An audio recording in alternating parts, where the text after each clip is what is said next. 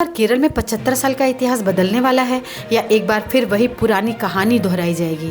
केरल विधानसभा चुनाव इस बार कई मायनों में बेहद खास बन गया है। एक तरफ है सीपीआईएम के नेतृत्व वाला एलडीएफ तो दूसरी तरफ है कांग्रेस के नेतृत्व वाला यूडीएफ। इन दोनों के बीच मुकाबला हमेशा की तरह कांटे का है, लेकिन अब बीजेपी भी तीसरी ताकत बनकर इस लड़ाई को और दिलचस्प बना रही है।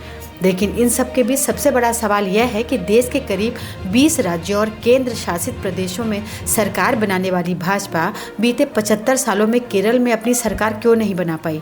अगर हम केरल की डेमोग्राफी की बात करें तो इस राज्य में करीब 54% आबादी हिंदू है। दूसरे नंबर पर मुस्लिम हैं, जिनकी आबादी 26% और 18% के करीब ईसाई समुदाय के लोग हैं। केरल देश का सबसे विकसित राज्य है, जहाँ लिटरेसी रेट 96% से अधिक है। तो फिर एक हिंदू बहुल राज्य में बीजेपी कमजोर क्यों है? असल में केरल की राजनीति सिर्फ धर्म पर नहीं बल्कि शिक्षा, सामाजिक जागरूकता और गठबंधन की राजनीति पर टिकी है। इस राज्य में वोटर मुद्दों पर वोट करता है, सिर्फ पहचान पर नहीं। बीजेपी को इस राज्य में अब तक सिर्फ इतनी सफलता मिली है कि 2016 में उनके सीनियर नेता ओ राजगोपाल नेमोम विधानसभा सीट से चुनाव जीतने में कामयाब हुए।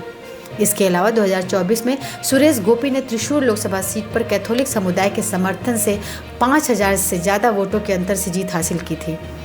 पिछले विधानसभा चुनाव में बीजेपी ने मेट्रोमैन ई श्रीधरन को अपना सीएम पद का चेहरा बनाकर एक बड़ा दांव खेलने की कोशिश की, लेकिन सीएम पद के उम्मीदवार ई श्रीधरन अपनी ही सीट नहीं जीते। हाँ, पर उनके वोट शेयरिंग में इजाफा जरूर हुआ।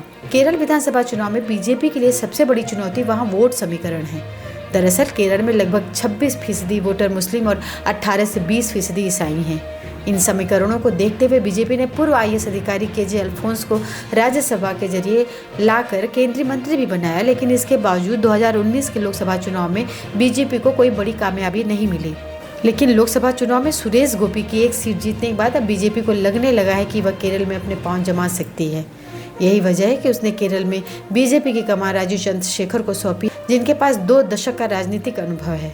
लेकिन सच्चाई ये है कि केरल में बीजेपी का संगठन अभी भी उतना मजबूत नहीं है जितना उत्तर भारत या कर्नाटक में है। यहाँ की सामाजिक संरचना अलग है और यही बीजेपी की राह को मुश्किल बनाती है। अब सवाल ये नहीं कि बीजेपी सरकार बनाएगी या नहीं, बल्कि असली सवाल ये है कि क्या बीजेपी इस बार कुछ सीटें जीतकर केरल की राजनीति में अपनी मजबूत एंट्री कर पाएगी। क्योंकि अगर ऐसा हुआ तो ये सिर्फ जीत नहीं होगी बल्कि एलडीएफ और यूडीएफ के किले में पहली बड़ी दरार होगी। तो आप क्या सोचते हैं, क्या इस बार केरल में इतिहास बदलेगा या फिर वही पुराना खेल जारी रहेगा? कमेंट करके जरूर बताएं और ऐसे ही एक्सप्लेनर वीडियो के लिए चैनल को सब्सक्राइब करना ना भूलें।